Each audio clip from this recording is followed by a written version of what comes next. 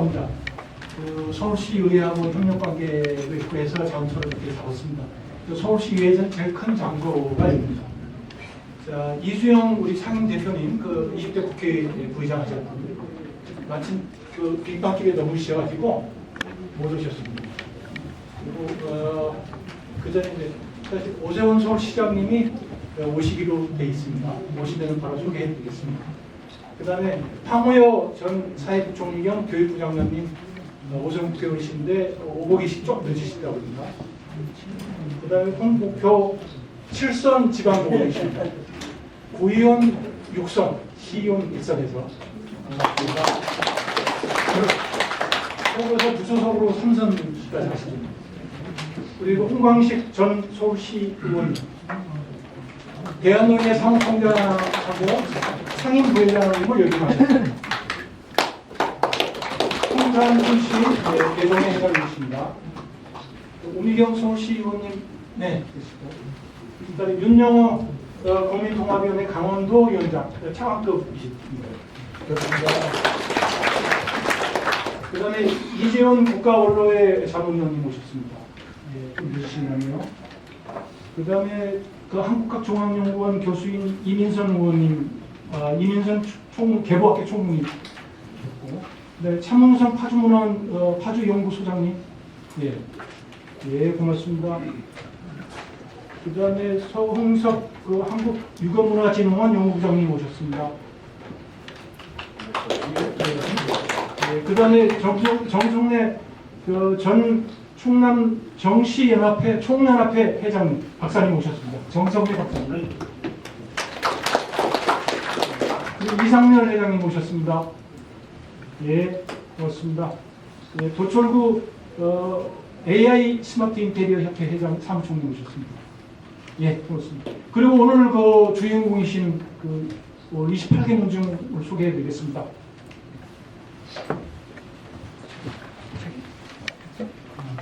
강영모 부회장님을 비롯해서 진주광시 종원님들 오셨습니다.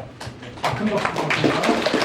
네, 나주김 씨입니다. 대종의 김성창 사무총장님을 비롯해서 나주김 씨 이렇게 종원님들 오셨습니다. 네, 한동훈 씨 사무총장 김태형 사무총장님을 비롯해서 나주김 씨 종원들 오셨습니다. 배랑김 씨입니다. 사무국장 김종성 사무국장님을 비롯해서 배랑김 씨 오셨습니다. 그 다음에 영광김 씨, 대종의 김효전 고모님을 비롯해서 영광김 씨 종님들 오셨습니다. 그 다음에 우성김 씨 사무총장 김상훈 사무총장님을 비롯해서 종원님들 오셨습니다. 네, 고맙습니다. 그 다음에 희창김 씨, 김승호 사무국장님을 비롯해서 종원님들 오셨습니다. 예, 좀 늦으신 분들도 계시네요. 예. 그 다음에 이제 한동김 씨 대종중 김수일 사무총장님을 비롯해서 오셨습니다. 고맙습니다. 예, 백우서 씨 상임이사 서병성 상임이사님을 비롯해서 오셨습니다. 예, 밀양선 씨 중앙정치 사무총장 손교영 사무총장님, 예, 저 뒤에 계십니다. 고맙습니다. 예, 먼 길 오시느라 고생하셨습니다. 예, 청주송 씨, 대종의 송세승 회장님, 예, 오고 계신 모양이죠. 예, 고창호 씨, 홍재 연구위원님, 예, 고맙습니다. 홍천용 씨, 대종의 용왕식 회장님, 예, 고맙습니다. 이재유 씨, 유용호 사무총장님, 예, 오고 계신 모양이죠. 예, 칠원윤 씨, 윤상철 편집위원장님, 예, 대표로 다 오신 분들입니다. 예, 거기 계신 아드님, 아이고, 죄송합니다. 예. 그 다음에 광주희 씨, 문화이사, 이수병 문화이사님, 예, 오고 계시는 분이죠. 예. 그 다음에 대흥희 씨, 이승환 회장님, 예, 고맙습니다. 한국 문조의 족보 실태를 체계적으로 정의하고 한국 족보가 가진 지난 역사적 문화적 가치를 국내에 공론화하기 위해 마련된 것입니다. 특별히 한국 족보를 유네스코에 등재하기 위해서 실무진들이 정호성 이사장을 비롯한 실무진들이 열심히 뛰고 있습니다. 그래서 최소 1, 2년 정도 걸리면 이 족보를 모아가지고 박람회도 하겠지만은 자리도 마련했지만 제일 중요한 게 유네스코 등록입니다. 유네스코를 등록해서 우리 족보의 위대함을 한번 알리려는 그런 마음에서 전부 모이신 것 같습니다. 자, 우리 신부자를 위해서 박수 한번 보내주시면 감사하겠습니다. 자, 오늘 입니다. 지금 이주영 상임 대표님께서 빙판에 넘어지셔가지고 좀 다치셨어요. 그래서 제가 책자에 있는 그대로 대독을 하겠습니다. 대독. 유네스코 세계 유산의원 성공 기원 옛 족보 현황 2차 보고대회 귀한 자리가 마련되었습니다. 한국 고유의 족보 문화를 인류 보편의 유산으로 승화시켜 역사적인 여정에 참여해 주신 학계, 문화계, 그리고 문중 여러분께 감사드립니다. 족보 유네스코 세계기록유산 등재 운동은 우리의 독창적인 기록 문화를 세계에 알리고 인류의 보편적 유산으로 승격시키는 것은 물론 우리 전통 문화를 오늘에 되살릴 수 있는 역사 문화 운동이기도 합니다.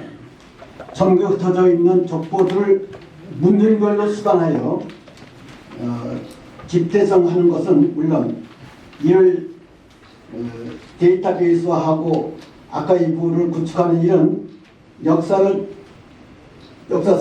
첫 시도를 결코 쉽지 않은 대장정의 길이었습니다. 역사적인 이정표를 세우는 뜻깊은 사업이라는 신념과 사명감으로 여기까지 왔습니다. 더군다나 올해는 200여 국가의 대표들이 참석하는 제48회 유네스코 세계유산위원회가 열리는 회인 만큼 K컬처의 원천인 K헤리티지의 가치를 국내에 널리 알려 문화강국의 위상이 선양되도록 우리 위원회도 힘을 모아야 할 것 같습니다. 이 역사적인 여정에 상임 대표로 함께 하게 된 것을 영광스럽게 생각하면서 또 한편으로는 역사적 생명의 무거운 책임감을 느낍니다. 문중을 대표하여 발표하게 될 30여 편제제와 발표자들께 그간의 노고에 감사드리고 오늘 멋진 발표가 될 수 있도록 소원합니다. 다시 한번 열정을 가지고 참석해 주신 학계, 문화계 그리고 여러 문중과 종중 대표가 대표 및 관계자들에게 깊은 감사를 드립니다.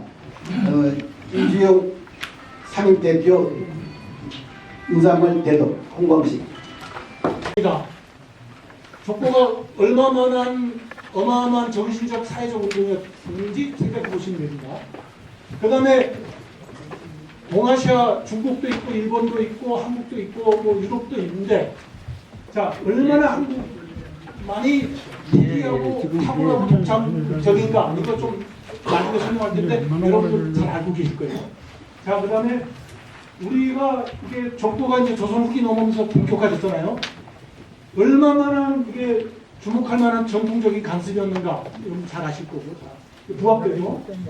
우리의 삶과 문화, 삶 생활 이 패턴의 변화에 중요한 거다 얘기죠. 이게 우리 조상들한테 족보는 뭐 거의 뭐 성경 뭐 버금가지 않았겠습니까? 그 족보 어디 피난 갈 때 족보부터 챙겨가지고 가고 했을 정도니까 삶과 문화와 패턴에 중요한 변화가 있었다 이런 거죠. 그 다음에 이제 3번 볼게요.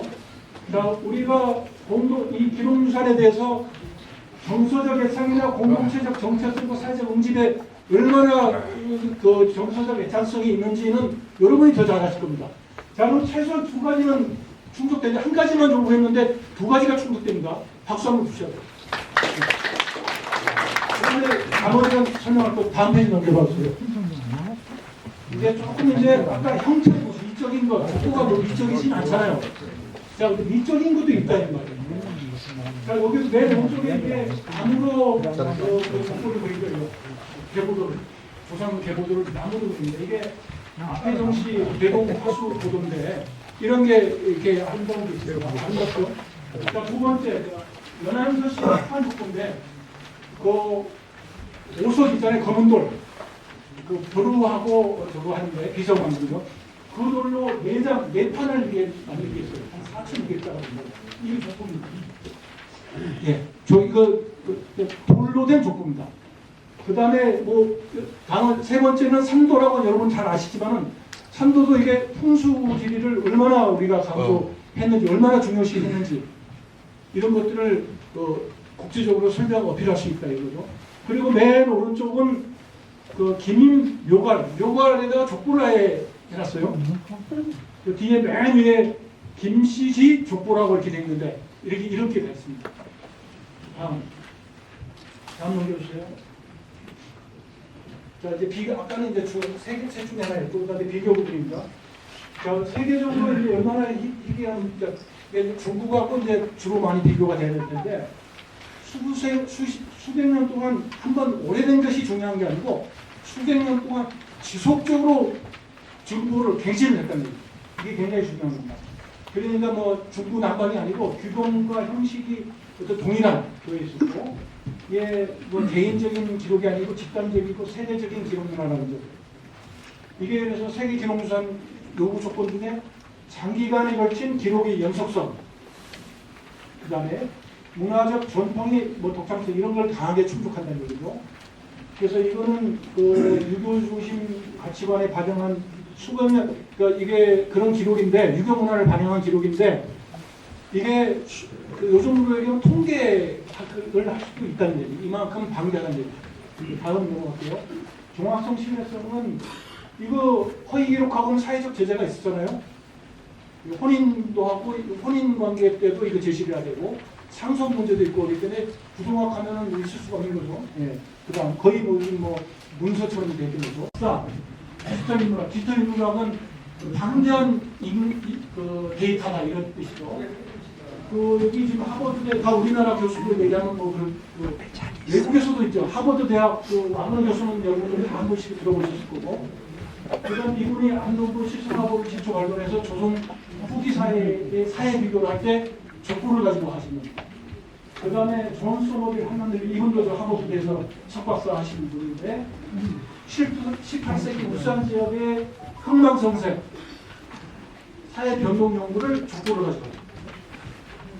그 다음에 세 번째 니퍼터 브링컴드 여기 이분도 하버드대하고 조선 중기 뭐 이게 상속제 대화 유교사의 변화 이런 거를 역시 족보를 근거로 해서 연구를 했고 그래서 유네스코에서 요구하는 인구사, 가족사 이런 1차적 사료로서 중요한 가치가 있다 이런 말씀입니다. 네, 다음 넘어갈게요.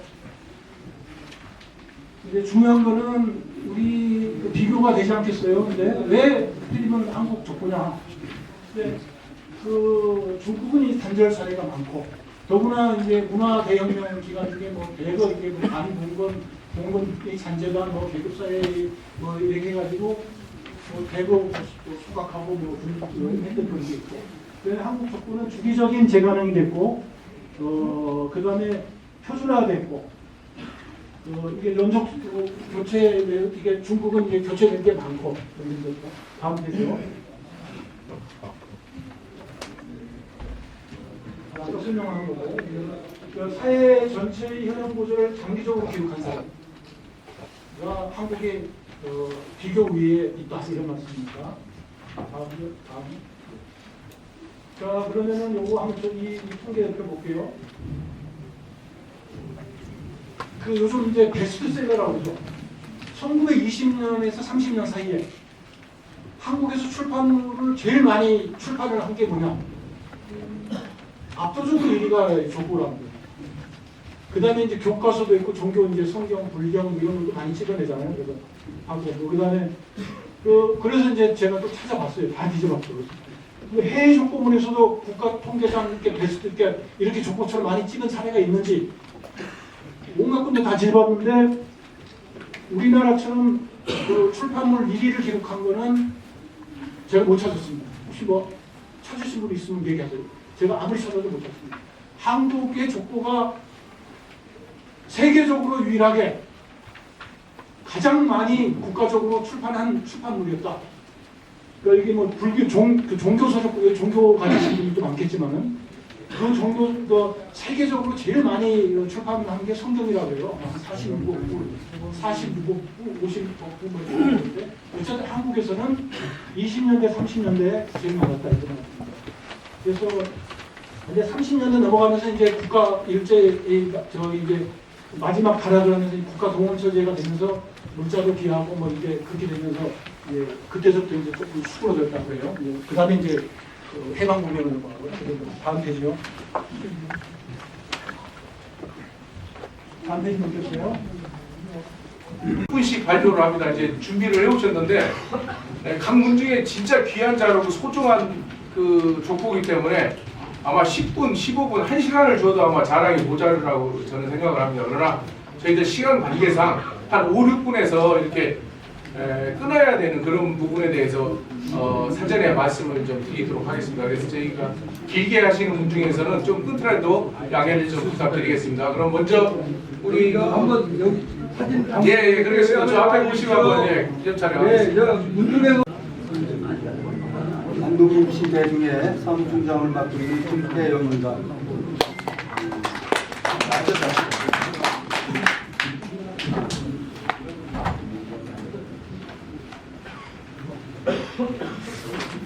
제가 원고를 뭐 장황하게 준비는 했습니다만 뭐 5분을 얘기하셔서 제가 준비한 원고를 대략 읽어나가는 걸로 가름하겠습니다. 오늘 첫 자리에서 발표하게 된 영광스럽습니다. 한국의 독보적인 족보가 기록물을 유네스코 세계 기록유산으로 인대시키기 위해 노력하시는 이주영 상임위장님, 정호승 추진위원장님을 비롯한 관계자 여러분께 진심으로 감사의 인사를 드립니다. 저는 고려 원종조부터 충렬왕에 이르기까지 삼절초를 진압하고 두 차례 일본 원정의 조원수로 참전하여 고려를 지켜내신 상락공 김만경 선생을 중시조로 모시는 안동시 가문의 역사 외적과 그 기록의 정수인 족보에 대해 말씀드리고자 합니다. 안동김 씨는 동관은 같지만 시조와 계통이 다른 두 가문이 존재하고 있습니다.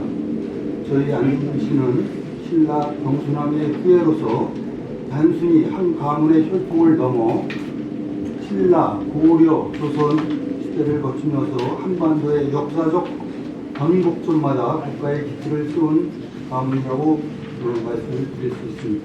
특히 고려시대 청의중찬과 청의령을 지내시고 상막군 개국공 공작 자구와 함께 시급 3,000호, 식실공 300호를 받으신 고려 최대 안사공신이신 김방동 선생의 충절과 기상은 우리 안동시 가문의 정신적 뿌리가 되었습니다.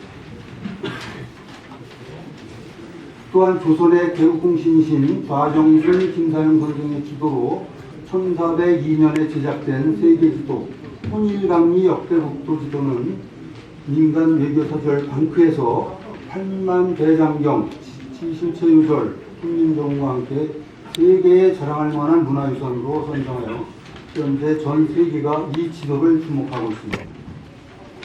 또한 임진왜란 당시 진주대첩의 충무공 김시민 장군, 명나라 원군으로 출전하여 기계를 떨쳤던 노동백 충무공 김화 장군, 그리고 대한민국 임시정부 주석을 지내신 백범 김구 선생에 이르기까지 안동김문에서 수많은 역사 인물이 배출되었습니다. 이러한 가문의 기록을 체계적으로 정리한 안동김씨 족보는 발간 시기마다 독특한 사회적 가치를 지니고 있습니다. 첫 번째로 1580년 선조 13년에 발간한 경진본은 우리 안동김씨 가문에서 체계적인 형태를 갖춰 목판본으로 관행한 최초 초기 족보입니다. 임진왜란 이전의 가계도를 보여주는 동성보로 당시의 사회 구조와 후기 안동김씨 문중 형성 과정을 연구하는 데 흡입된 자료입니다.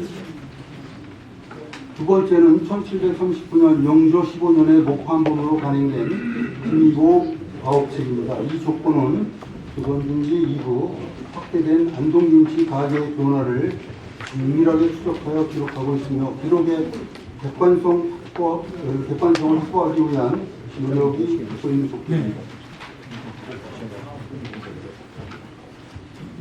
세 번째로는 1778년 정조 2년에 발간한 무술보 27입니다. 조선 후기 고초 문화의 그래서 고려 시대에 그 1354년 국민왕 3년입니다. 네? 저희 할아버지가 자기 아들한테 노비를 표해주는 그 문서가 있습니다. 그래서 여기 해랑시 표현하면서 노비 문서가 나와 있습니다. 수고하시고 그러고요. 그 노비 문서에 의해서 상당히 우리가 우리 노비에서 이 전의 연대를 사실은 고려시대는 연대가 잘 안 나옵니다. 근데 추정을 할 수가 있습니다. 그래서 추정해가지고 이렇게 사용을 하고 있어요.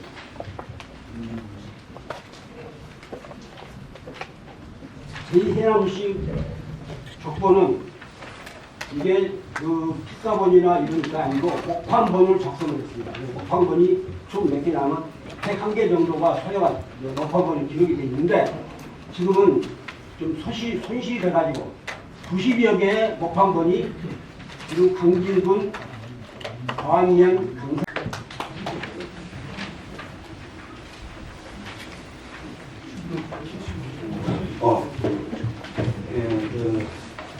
저는 오늘 발표에서는 장호시 선대 문헌 기록을 중심으로 족보 형성 과정 속에서 우리 문중이 어떠한 역사적 실체를 지니는지를 검토하고 우리가 족보의 문중 역사를 이야기할 때 가장 중요한 것은 전해온 말이 아니라 남아있는 기록이라는 것을 말씀드리고 시작을 하겠습니다. 우리 고창고시 일족의 구체적 삶의 기록물 고창고시 우리 족보는 우리 일족 구성원의 개개인의 삶을 기록하며 이러한 기록의 축적은 하나의 가문의 역사를 형성하는 데 있어 족보는 주요 인물과 사건을 중심으로 서술하는 국가사적 기록과는 다르게 기록무산적 가치를 지닌다. 조선시대 임진왜란이나 사와 같은 국가적 사건은 개인의 삶과 가문의 흥망에 기대한 직접적인 영향을 준다는 것은 여러분도 다 알고 계십니다. 그 영향을 통해서 우리 족보의 구성원, 생물, 연대와 거주지의 면적, 관습, 인수를 여부등 구체적인 삶의 흔적을 담고 있는 것이 우리 고창호시와 여러 족보들의 기록이라고 저는 생각하고 있습니다. 그리고 우리 시도가 공적 기록 확인되는 우리 고창호시 중에서 하나의 특징이라고 볼 수 있습니다. 족보 형성 과정은 강문별 문헌 분석으로 보존되는데 대개 전승에 의존하는 반면 고창호시에 보시는 이런 시의 반찬 사서와 문조시 등 공적 기록이 확인되는데 특히 시도와 학년의 활동이 11세기 전반 문헌으로 확인되는 점이 특징이라고 볼 수 있습니다. 기록적으로 실정된 꽃이 우리 최초의 관직자, 우리 시도 5학년에 대한 이야기입니다. 5학년은 1035년 과거에 급제하여 한일 박사로 진출했으며 이는 고려 초기 꽃이 광파 시조 인물 가운데 반찬 사서로 확인되는 가장 이른 관직 진출 사례이며 이로써 고창호시는 전생이 아닌 공식 기록을 통해 고려 정기 중앙 관료 체계 조기 편입된 가문임을 입증하고 있습니다. 밑에 참고 문헌은 참고하시면 되겠습니다. 그리고 활동 상황에 대해서 우리 5학년의 활동은 반지 1위에 그치지 않고 문헌으로 직접 확인되는데 보안지, 공인지문, 동문선 등의 수록된 시와 고려 정기 문신으로서의 문학 활동이 확인되며 1060년 문종 14년에 요나라에 보낸 외교 문서의 작성자로 설명이 명시된 점은 그의 정치 외교적 이상을 실증적으로 보여주는 드문 사례라고 볼 수 있습니다. 호시성의 영과 계보에 대한 고려 지식인들의 그 인식인데 여기서는 6대 5세문의 인식을 이야기하겠습니다. 5세문은 오시성의 기원을 오태보로 인식하고 있었으며 이는 이후의 기록을 통해 현존 사료상 성씨의 기원 인식을 보여준 가장 이런 사례로 확인됩니다. 또한 오세문은 자신의 성계를 언급하며 신라 김순왕의 외손임을 스스로 인식하고 있었고 이는 이규보와 임신 등 당대 문인들의 기록에서 확인되고 있습니다. 이규보는 이상국 문집에서 오공은 스스로 신라왕의 외손이라 하였고 임춘은 서하집에서 오세문을 사만의 기송이라는 칭송을 하였다는 기록이 남아 있습니다. 이러한 오세문의 사례는 고려 중기 지식인 사회가 이미 성씨의 기원과 선대 계통을 역사적으로 인식하고 있었음을 보여주며 당대 문인 사회의 높은 역사 인식 수준을 가늠하게 하고 있으며 이는 후대 족보 편찬이 무에서 출발한 것이 아니라 이미 형성된 역사 인식을 가지고 형성되었다고 볼 수 있습니다. 그리고 우리 오시 공간으로서 고창의 출현과 개성이라는 곳에 보면은 고창오시의 공간인 고창은 조선 중기 족보 편찬 과정에서 형성된 개념이 아니라 이미 고려시대 기록에서 지리적 정체성으로 기능하고 있었음을 확인할 수 있습니다. 오세공, 오세문, 오세제 등 오학년이 후손들을 지칭하여 여러 사례에서 반복적으로 고창인이라는 지칭되는 공간이 고창이라는 것이 고려 초기부터 인식되었음을 분명히 보여주고 있다는 것입니다. 오인영 묘짐을 우리가 발견하게 되어 그 실증을 초기에 우리가 개보를 할 수 있었던 그 기록입니다. 1939년에 발견된 오인영 묘지명은 고창오시 개보의 실증을 완성하는 핵심적인 사례인데 묘지명에 새겨진 선고창현인 즉 선대는 고창 사람이다. 그리고 오고대 문자 문성 그러니까 말하자면 오고대가 문장을 계속 이어왔다는 그런 기록입니다. 이 문구는 시조 5학년 이후 가게가 단절되지 아니하고 이어지며 공간 고창에 대한 정체성 인식과 문장을 전통이 5대를 거쳐 계승되었음을 단계의 직접 정언으로 알 수 있고 이는 후대 족보 기록을 비치하는 가장 강력한 위적 증거로서 고창고시의 독보적인 자료라고 볼 수 있겠습니다. 고창고시의 그 문필 전통과 기록유산의 가치 고창고시 일족은 시조 5학년 이래 문장을 중시하였는데 이런 문장의 의미는 6대 5세공, 5세문, 5세제, 3행제에 이르러 화려하게 뽑혀집니다. 3행제는 모두 과거에 급제하여 고려 중기 문단의 중심 인물로 활동하였는데 5세공은 여러 묘지명의 찬자로 맡아 정도로 일품과 문장에서 높은 평을 받았고 5세문은 역대가 302문시 등에서 보도 이규보와 교류하였으며 대다 7년 자당인 5세제에 대하여는 이규보가 직접 대도문을 남길 정도로 존중했던 부입니다. 한편 5세공이 찬송한 이양릉과 권정평 등의 묘지명은 오늘날 여러 가문의 가예를 연구해서 중요한 근거로 활용되고 있습니다. 이양릉은 특히 5세공이 붙인 오인정의 외숙부로서 그의 묘지명을 통해 고창오시 선대와 선대 조모의 가계를 확인할 수 있었고 또한 권정평 묘지명은 기선, 본, 영가, 국민, 영가는 안동을 이야기하는 겁니다. 얘는 고명입니다. 하여 1476년 편찬된 안동것이 정확하게는 이 권정평이 일단 나오지는 않습니다. 그래서 이것은 타 족보에도 우리가 답은 내지 못한 동백을 갖다가 보완해주는 결정적인 기록이라고 볼 수 있습니다. 이러한 점에서 오시 일종의 남긴 건성문 기록은 일반적인 가계 연구를 넘어 고창오시 족보의 내용을 외부에서 검증하고 보완할 수 있는 모든 자료로 아주 중요한 가치를 지닌다고 볼 수 있겠습니다. 고창오시 족보의 편찬의 역사에 대해서 이야기하겠습니다. 1564년 최초의 족보를 우리가 발간을 했는데 고창오시 족보가 이제 합자고에서 시작이 되어 1614년 오문이 창설한 가세지 성문을 통해 그 기택이 더욱 공개해졌다. 이후 1631년, 1708년 등의 서문이 현존하여 기록의 연속성을 증명하고 있고 현존하는 가장 오래전 정문 형태의 족보는 1740년 도형법입니다. 오원의 족보 편찬이 원칙이라는 것을 서문에서 우리가 보고 알 수가 있었습니다. 오창호시 족보 조건 신뢰로는 16세기 대표적 고학자이자 역사학자인 오원에 의하여 확립되었습니다. 오원은 세계 이항과 남영 조식의 문일로 우리나라 역사시의 도사 참여를 저술하고 방주지를 발행하였으며 호원집과 태계선생 연보 등을 발행하는 폭로론 기록 활동을 수행하였고 그런데 임순희 교수는 도서 제1의 정리 좀 해주셔야 되겠습니다. 예, 도서 편찬자라는 이야기를 지금 하고 있습니다.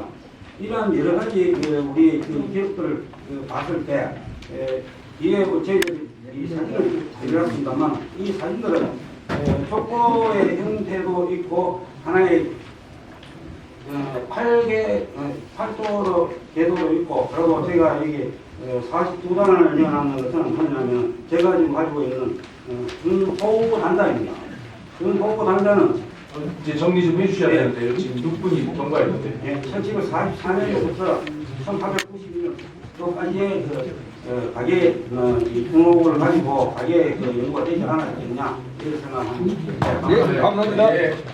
와 이번에 신청한 정선 전시 최고인 1795년에 산란한 얼려물을 소개해 올리겠습니다. 먼저 우리 문주의 내용을 간략하게 말씀드리겠습니다.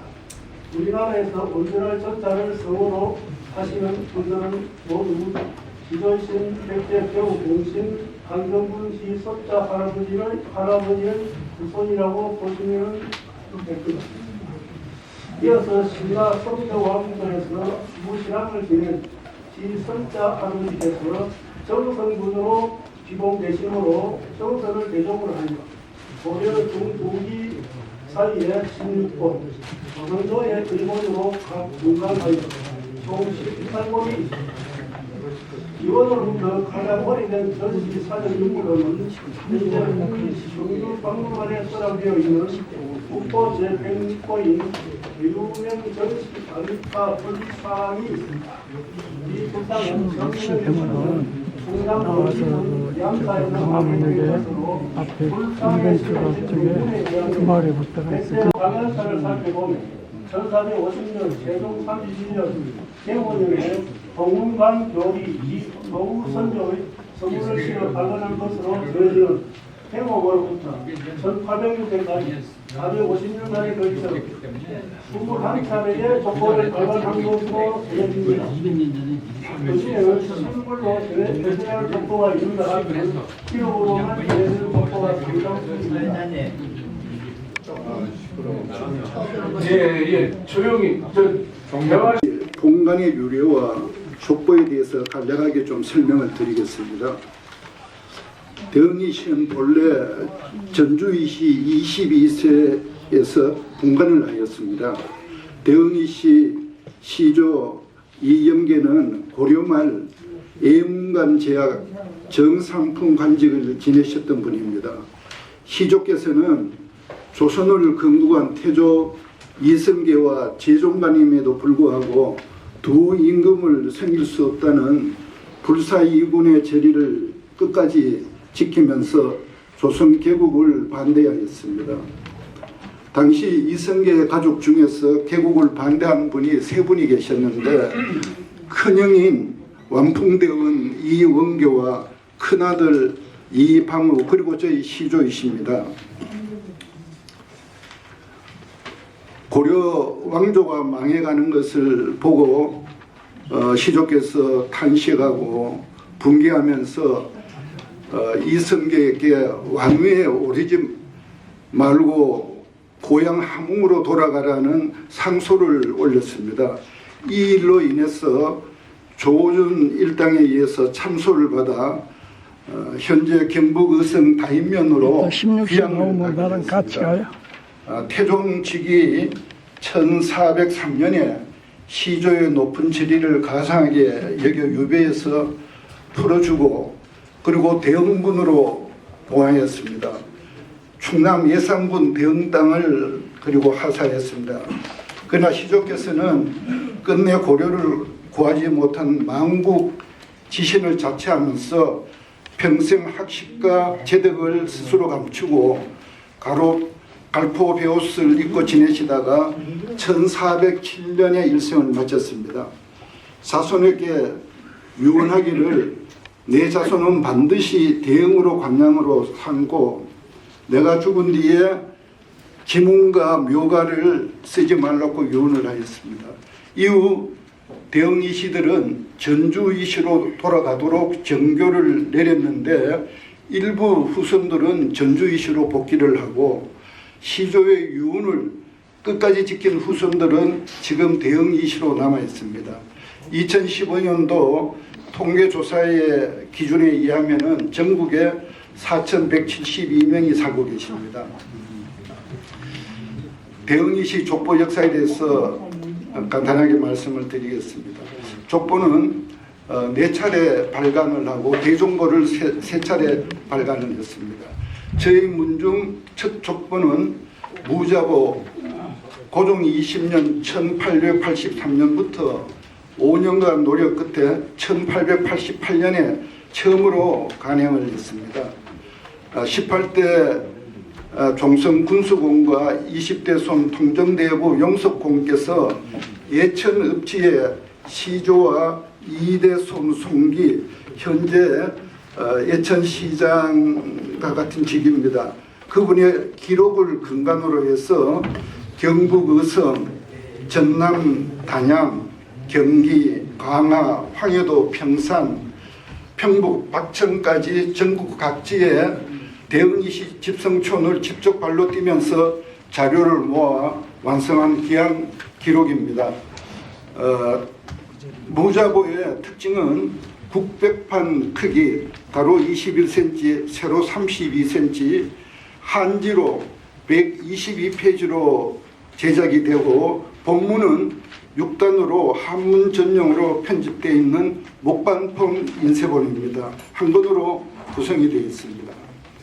그 내용의 특징은 편찬, 경의와 서문, 대흥이시 유래, 가계도, 시조의 유시 한편, 문중을 빛낸 후손들에 대한 충문, 관직 정보, 직계 계보의 부부 명단과 묘소 위치 등이 표준적인 족보 형식을 맞춰 잘 정리가 되어 있습니다.